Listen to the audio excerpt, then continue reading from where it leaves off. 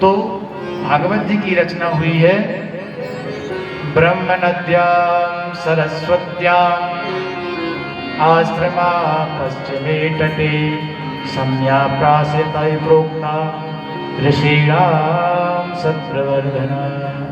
ब्रह्म नदी सरस्वती के पश्चिम तट पर सम्यक प्राप्त आश्रम में श्री व्यास जी महाराज ने भागवत जी की रचना कर ली। अब ये किसको दी जाए, पात्र तो हो, किसको दी जाए? तब व्यास जी के हृदय से आवाज निकली, इसका अधिकारी तो केवल आपका पुत्र है। व्यास जी ने कहा, ऐसा भी तरह का पुत्र है हमारा कि वो आने वाला नहीं। बोले आएगा, यही खींच के लाएंगे, क्या करें? तो व्यास जी ने अपने शिष्यों को श्लोक रटा दिए। जंगल में जब लकड़ी बीलने जाओ तो इन श्लोकों को गाते रहना, क्योंकि मुझे पता है इन श्लोकों में वो नाम रस है कि कोई भी वो खींचा चला आएगा, और सुखदेव जैसे परमहंसों के लिए ही है। तो शिष्य व्यास शिष्य जंगल में जाते हैं तो गुनगुनाते रहते हैं। कह रहे थे, बरहा पीडम नटवर कर्णयो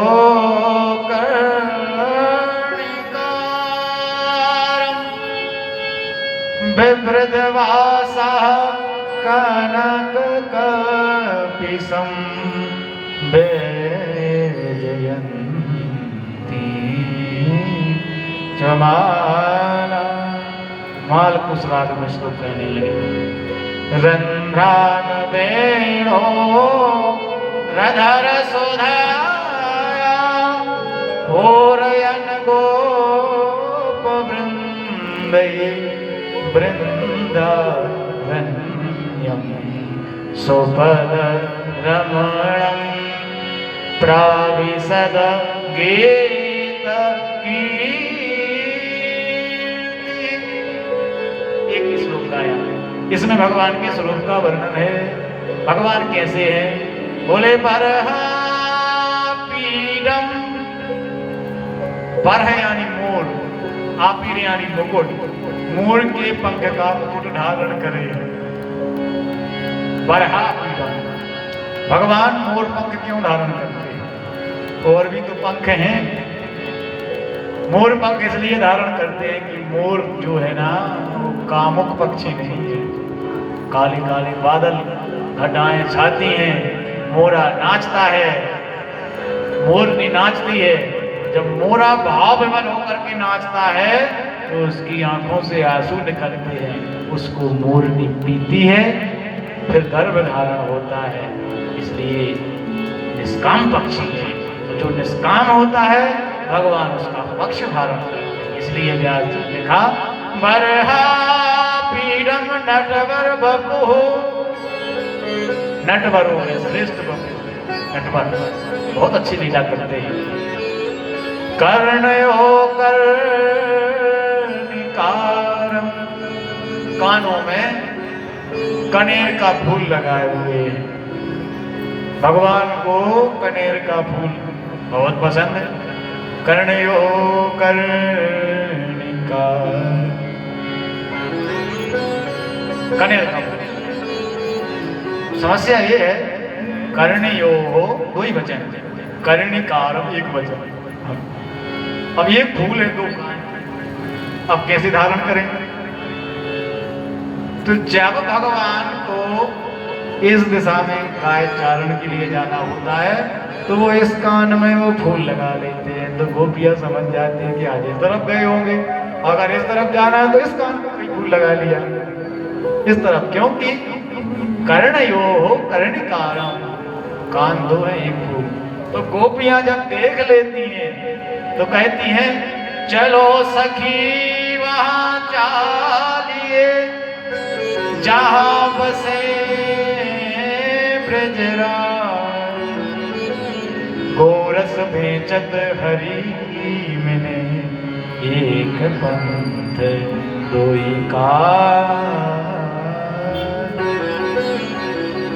कर्णयो कर्णिकारम, विप्रदवासा कनक पीतांबर धारण किए हैं, स्वर्ण जैसे चमक रहे हैं। वैजयंती जो माला, गले में वैजयंती माला पहने, कर्णयोग वैजयंती माला, मुरली बजा रही है, गोप वृंद कीर्ति का गान कर रहे हैं।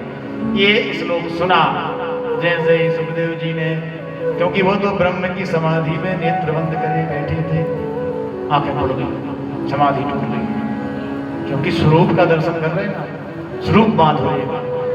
फिर विचार किया सुखदेव जी ने कि जो निर्गुण ब्रह्म में ध्यानस्थ है उसको सगुण में नहीं जाना चाहिए, स्वरूप माधुर्य में नहीं जाना चाहिए। चेहरा तो अच्छा है और स्वभाव गड़बड़ निकल आया तो, इसलिए अपने को नहीं फंसने था, तुरंत नींद बंद कर लिए। तो दूसरा श्लोक आया राग यमन में,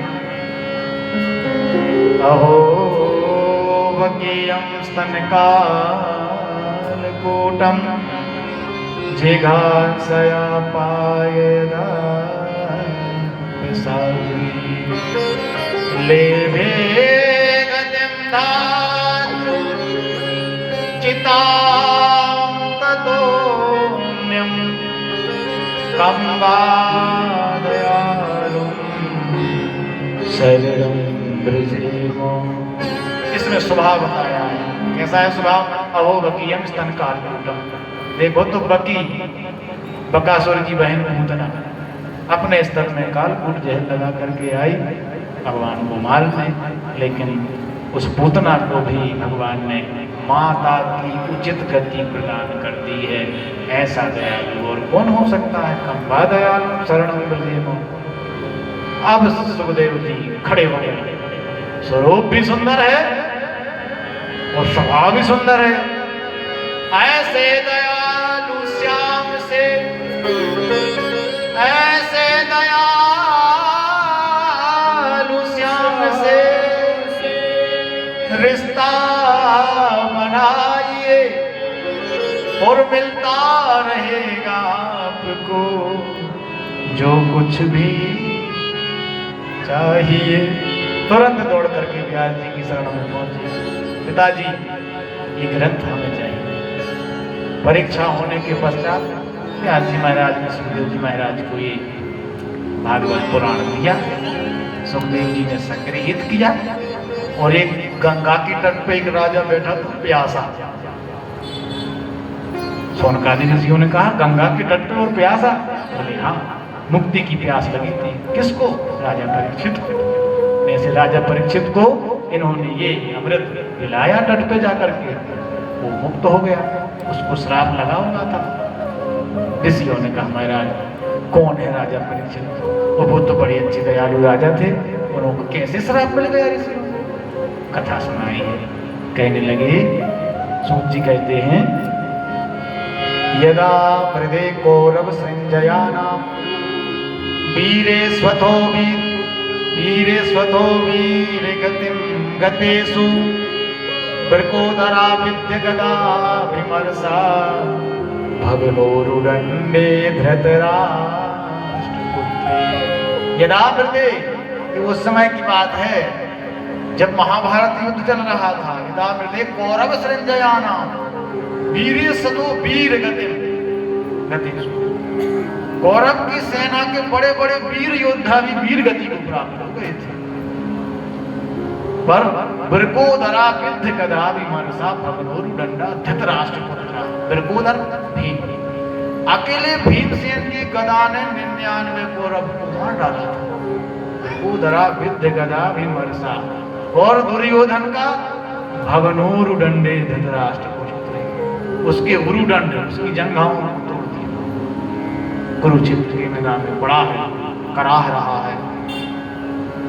ऊपर आकाश मंडल पे जितने पक्षी होते हैं, कौवा, गीर, वहां पड़ी लाशों को देख करके समझते हैं मर गए, खाने जाते हैं। और उसको भी दुर्योधन को भी मरा समझा तो उसको भी नोच रहे हैं, कहीं से खून निकल रहा है, कहीं से मार, अभी मरा नहीं है।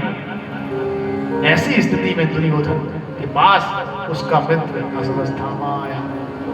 अरे राम राम मित्र, तुम्हारी ये दुर्दशा किसने करी? मैंने देखा तुम्हारा वो वैभव, पर गलती तो आपकी है ना।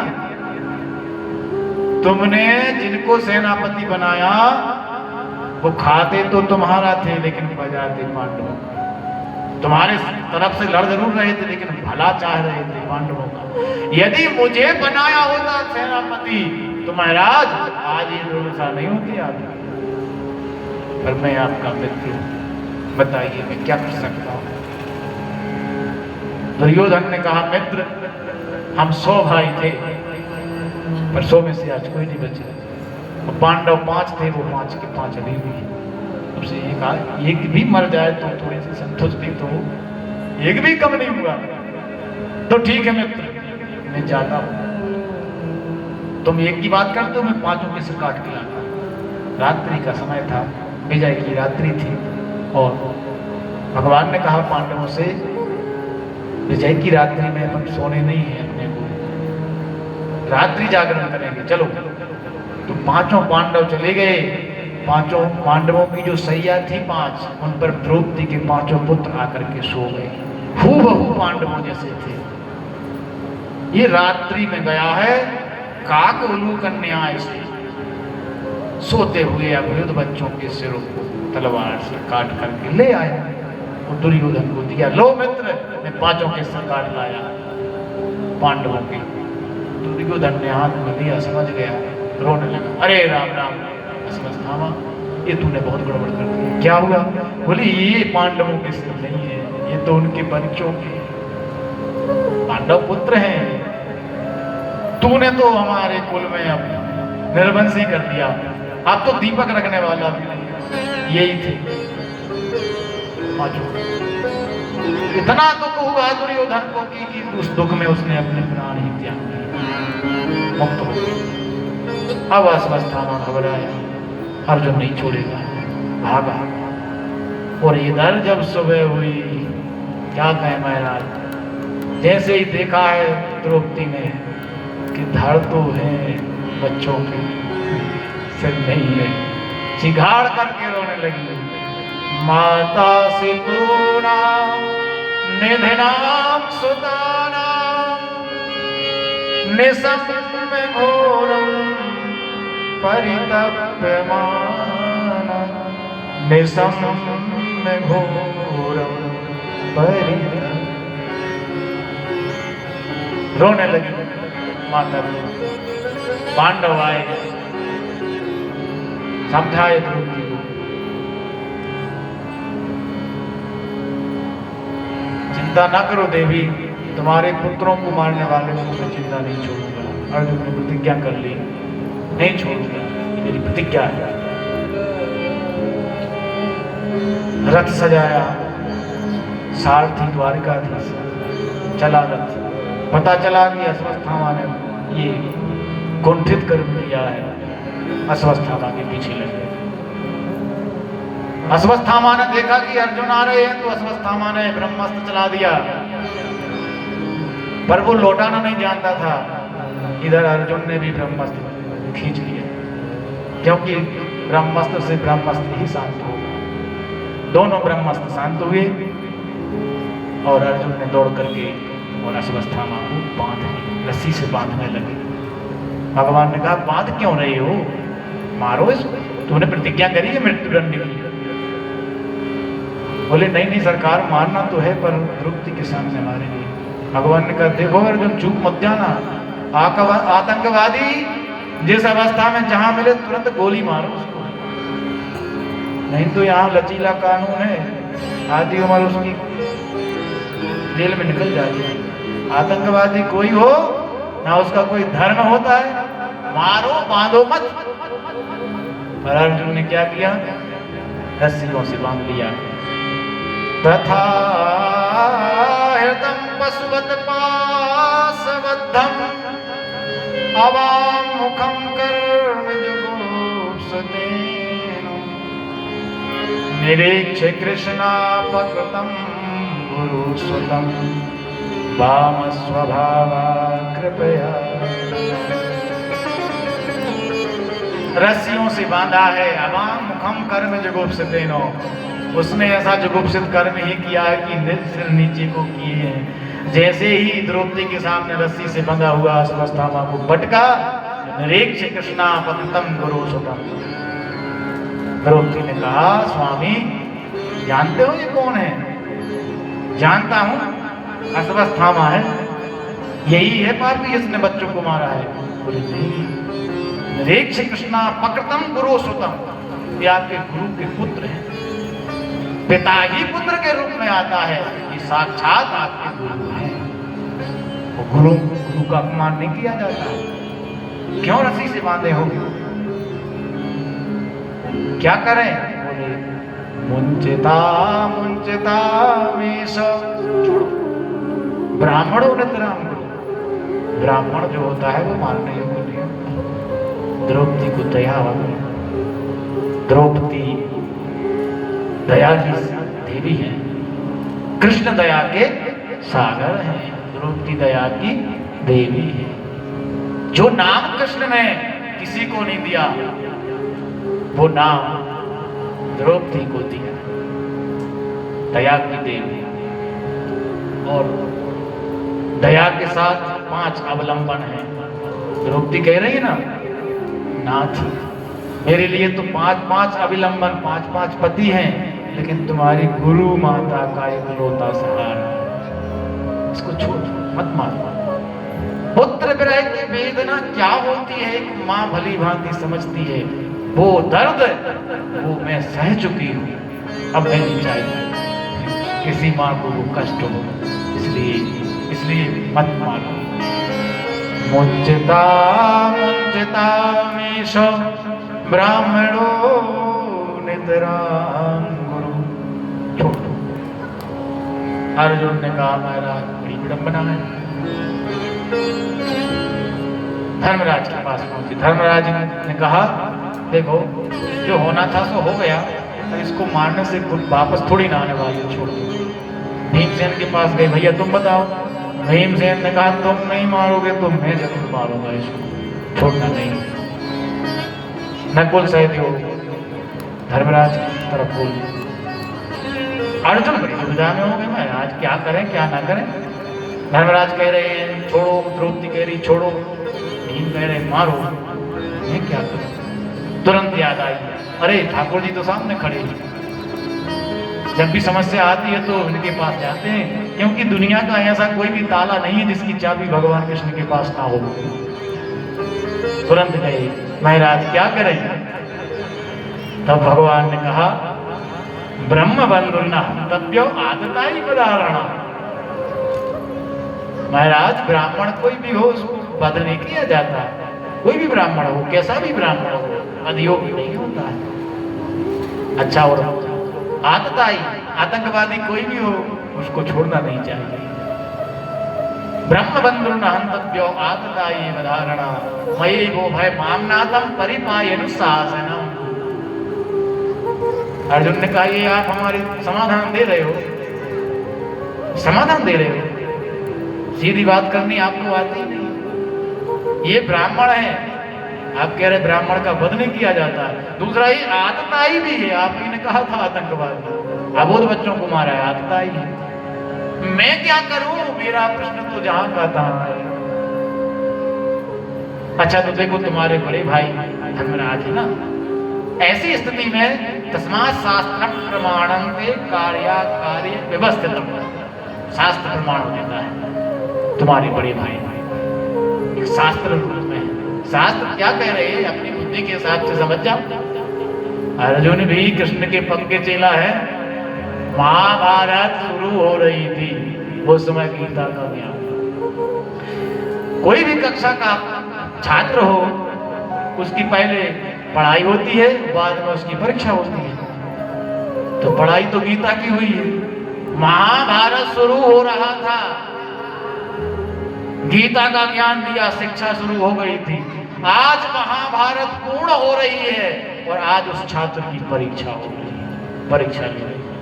तो वो तो पक्के चेला बन गए थे, चेला बन गए, तुरंत समझ गए कि अधम ब्राह्मण का वध शिरच्छेदन से नहीं शिखच्छेदन से होता है। सिर नहीं काटना चाहिए तो उसका अपमान करना चाहिए, अपमान कर देने से ही श्रेष्ठ सत्य पुरुषों की मृत्यु है। क्योंकि जब जब वो याद करेगा तब तब वो मरेगा। इसलिए मणि निकाल ली, चोटी काट दी और धक्का देके भगा दिया। काम तो उसने मृत्युदंड का किया था, लेकिन वहां से जीवित आ गया। फिर विचार करने लगा, अब मैं इनके कुल में किसी को जिंदा नहीं रहने दूंगा। पांडवों के पुत्रों को तो मैंने मार दिया, लेकिन अभिमन्यु की पत्नी गर्भवती थी महाभारत के समय। अभिमन्यु तो मारा गया, लेकिन उसकी पत्नी उत्तरा, उसके गर्भ में बालक है, वो जन्म लेगा, कुल बढ़ेगा। इसलिए उसको मारने के लिए इसने ब्रह्मास्त्र चला दिया। जैसे ही ब्रह्मास्त्र आया उत्तरा के पास में, तो उत्तरा ने दौड़ लगाई।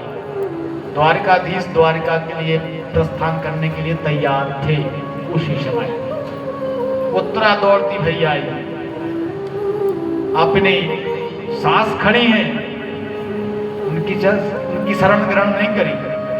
5 ससुर खड़े, लेकिन नहीं, सीधे द्वारिकाधीश की शरण में। क्यों? क्योंकि द्रौपदी ने समझा दिया था उत्तरा को, बहू को, कि बेटा जीवन में कभी संकट आए तो सगे संबंधी और संसारियों की मदद मत मांगना, सीधे भगवान की शरण में जाना। आज वो याद आ गई, जैसे ब्रह्मास्त्र से वो जलन हुई, द्वारिकाधीश की शरणों में पहुंची। पाहि पाहि महायोगिन देव देव जगत्पते, नान्यं तद्भयं पश्ये यत्र मृत्यु परस्परम। महाराज, पाहि पाहि महायोगिन देवदेव जगतपते, आप ही एकमात्र हमें दिखाई दे रहे हैं। क्योंकि नान्यम तद्भयं पश्ये, ना अन्यम तद् अभयं पश्ये, मुझे यहाँ और कोई नहीं दिख रहा आपके अलावा। क्योंकि यत्र मृत्यु परस्परम, यहाँ सब एक दूसरे को मारने काटने को तुले, मेरी रक्षा करो। तो भगवान समझ गए और एक छोटा सा रूप लिया, अंगुष्ठ मात्र गर्भ में पहुंच गए। किसके? उत्तरा। और उस शिशु की वो उस ब्रह्मास्त्र से रक्षा करी। एकमात्र भारत की एकमात्र मात्र शक्ति कौन? उत्तरा, जिसके गर्भ में भक्त और भगवान दोनों रहे, और किसी के गर्भ में नहीं रहे। उत्तरा के गर्भ में भगवान गए, और वही उनका बालक कौन? वो बालक ही तो परीक्षित बने। वो दोनों एक ही गर्भ में रहे, सहोदर बन गए। ब्रह्मास्त्र शांत हुआ, बाहर निकले। भगवान की इस लीला को कोई नहीं समझ पाया, लेकिन भगवान की इस लीला को कुंती समझ गई। इसलिए कुंती ने तुरंत हाथ जोड़ लिए, कहने लगी, प्रार्थना करने लगी, नमस्ते पुरुषं त्वाद्य ईश्वरा प्रकृते परम, अलक्ष्य सर्वभूतानां अंतर्बहिर्वस्थिता। नमस्ते पुरुषं त्वाद्य, हे पुरुष, हे आद्य पुरुष, नमस्ते। किसको? भतीजे को? नहीं, ईश्वरा प्रकृते परम, नमस्ते त्वाद्य पुरुषम, हे आदि पुरुष परमात्मा, मैं आपको नमस्कार करती हूँ। आप कैसे हैं? बोले, अलक्ष्य सर्वभूतानां अंतर्बहिर्वस्थिता। आप संसार में लक्ष्य भी हैं और अलक्ष्य भी हैं। कैसे? बोले, आप अकेले नहीं हैं, आपकी माया के साथ आप लीला करते हैं, इसलिए आप कण कण में तो विद्यमान हैं, पर आपकी माया के कारण जीव आपको देख नहीं पाता है। लेकिन ये माया भक्तों पर नहीं चलती ना। मैं समझ गई सरकार, आपकी माया के कारण आपको भक्त समझ नहीं पाते। माया जवन का छन्नम अज्ञादोक्षजन्मद्वयम्, नक्षसे मूढ़ दिशा नटो नाट्यधरो यथा। आपने नट देखे होंगे, वो लीला करते हैं ना, नट, वो बंदरिया नचाते हैं, उसमें एक जमूड़ा रहता है। कुंती कह रही है नाथ, वो खेल है ना, वो खेल खेलते हो आप, वो जमूड़ा रहता है और वो जादूगर कहता है हाँ जमूड़े, वो जमूड़ा बिल्कुल तैयार होकर के ऐसी लीला दिखाता है। कभी कभी झोली से 100-100 के नोट निकाल करके, 1000-1000 के, 2-2 हजार के नोट निकाल के दिखा देता है और फिर बाद में कहता है कुछ चंदा दो भी है। क्यों, वो नोट कहाँ गए? तो सब लीला के थे। लीला क्या है? माया जवनिका छन्नम, जवनिका, अवनिका माने पर्दा, एक पर्दा लगा रहता है। किसके? जीव और ब्रह्म के बीच में एक पर्दा होता है। उस पर्दे के कारण वो जीव उस परमात्मा को देख नहीं पाता, उसकी लीला नहीं समझ पाता। उसकी लीला जब समझ नहीं पाता तो भ्रमित रहता है। लेकिन उस जादूगर के यहाँ वो जमूड़ा होता है ना, वो जमूड़ा सब जानता है जादूगर की क्रियाएं, क्योंकि वो साथ में रह रह के सब समझ गया कि ये सब डुप्लीकेट नकली खेल है, नकली है, जमूड़ा जानता है। बाकी तो सब दर्शनार्थी कहते और कितना खतरनाक खेल दिखा रहा है, देखो तो कबूतर बना दिया उसने इंसान को, जबकि ये सब नकली है। लेकिन जमूड़ा जानता है। ठीक उसी जमूड़ा की तरह जो आपके भक्त हो जाते हैं, जो आपसे जुड़े रहते हैं, वो आपकी सारी लीला समझ जाते हैं, आपके सारे गुण समझ जाते हैं, आपके सारे खेल समझ जाते हैं। फिर वो समझ जाते हैं कि आप क्या कर रहे हैं। नाथ, हम भी समझ गए। जो नट होता है ना, नट कट बिकट कपट घबराया, नट कट बिकट कपट घबराया।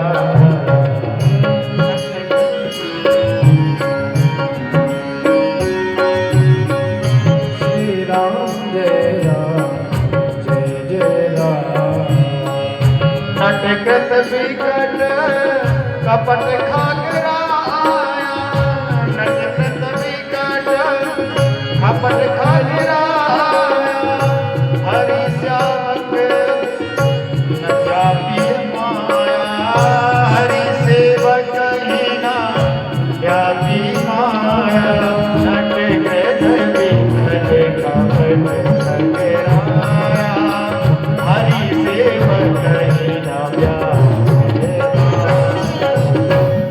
हरि सेवक ही न व्यापे माया, नटकृत बेकट कपट खगराया। जो बेकट कपट है ना उस नट का, उसको वो जमूड़ा समझ जाता है। ठीक नाथ, ऐसे आपकी माया को मैं समझ गई, इसलिए आपको प्रणाम। मैं अपने आप को बड़ी भाग्यशाली समझती हूँ नाथ। कैसे? बोले आपने देवकी की तो 6 पुत्र थे, उनको नहीं बचा पाए, लेकिन मेरे ऊपर तो देखो कितनी बड़ी कृपा करी। मेरे 5 थे तो आज भी 5। यथा ऋषिकेश खलेन देव की, कंसेन रुद्धाति चिरम सुचार्पिता, विमोचिता हम च सहात्मजा विभो, त्वये विनाथे त्रिमोह विपद्गणा।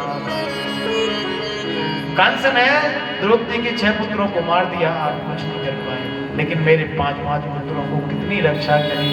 नाथ, आप जिस पर कृपा करते हैं।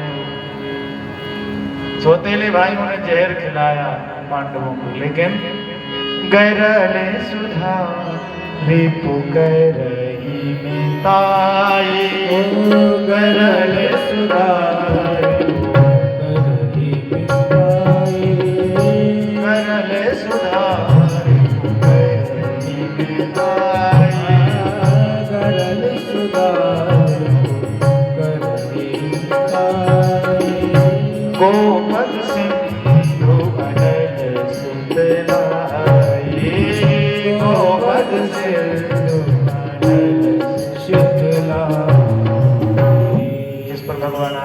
हो जाती है। करल सुधा अमृत बन जाता है, जय रिपु करहि मिताई, शत्रु मित्र बन जाता है। गोपद सिंधु, ये भवसागर गड्ढे के बछड़े के खुर के समान गड्ढा रहता है ना, उतना छोटा हो जाए। गोपद सिंधु तर जाता है। अनल सकराई, अग्नि भी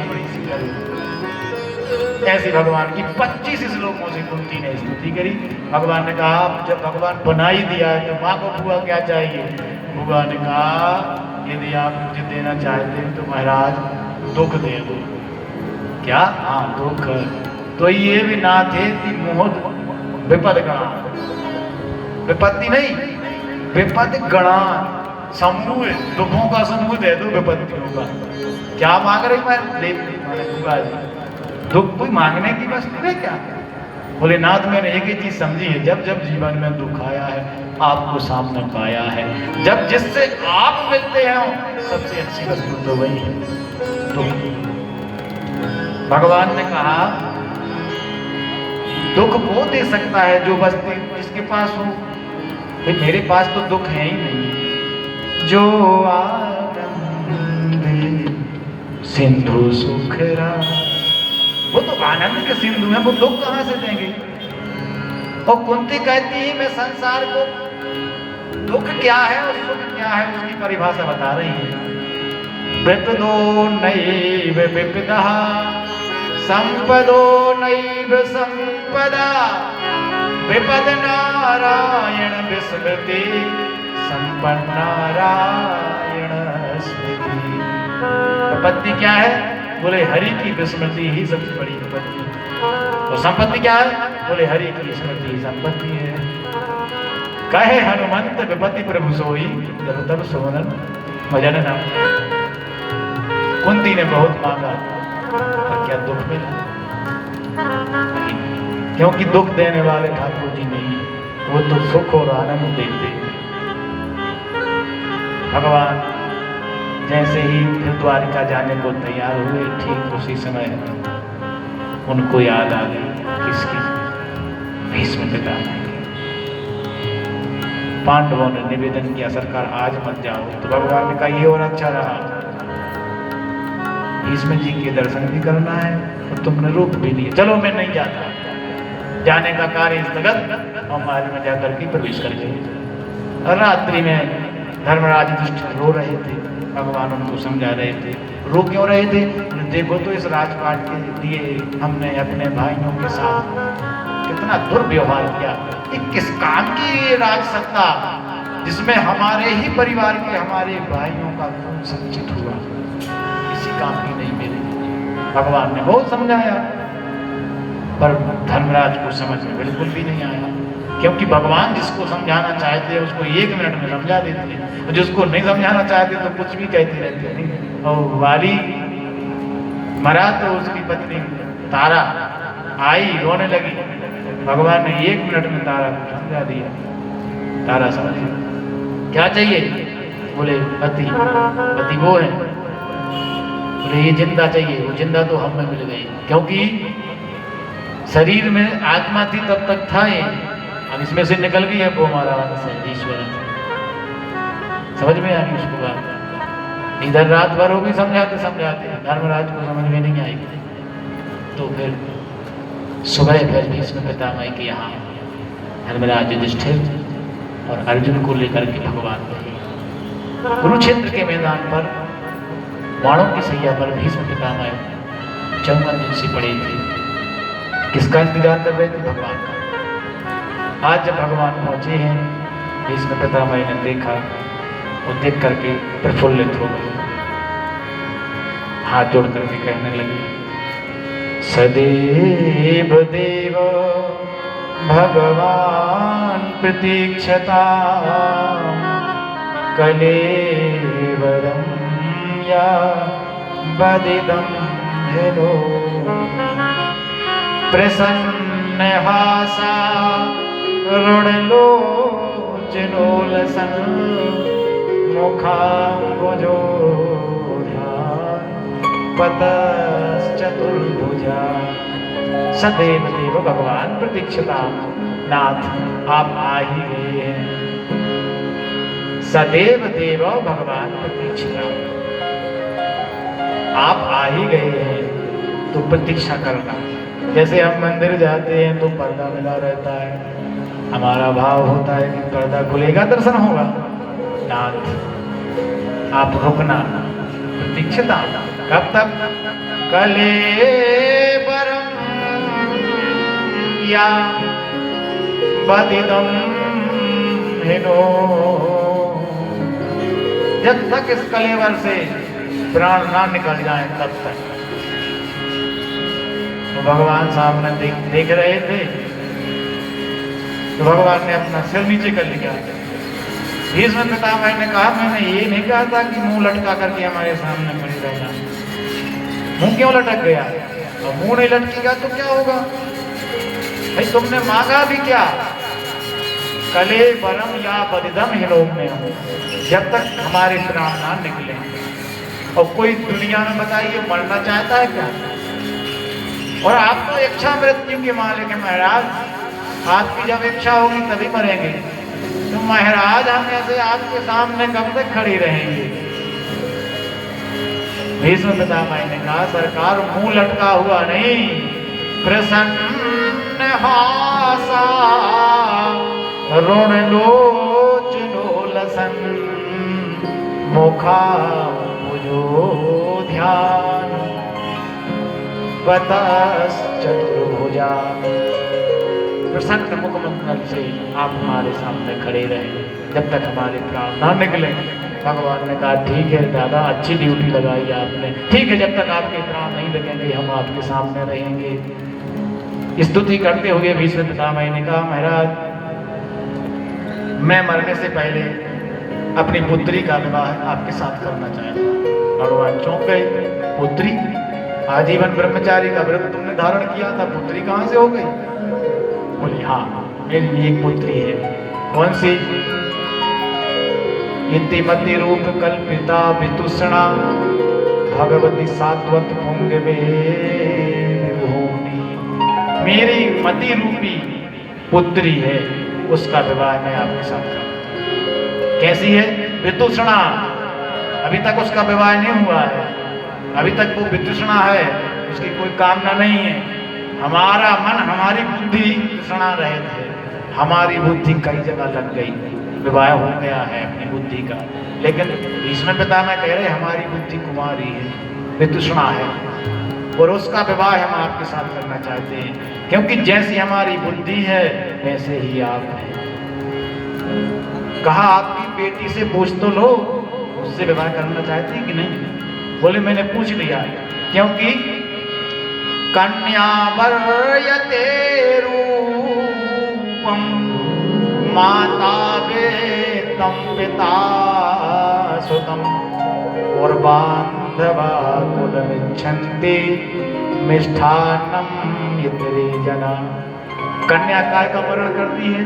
कन्या वर्यते रूपम। कन्या क्या चाहती है?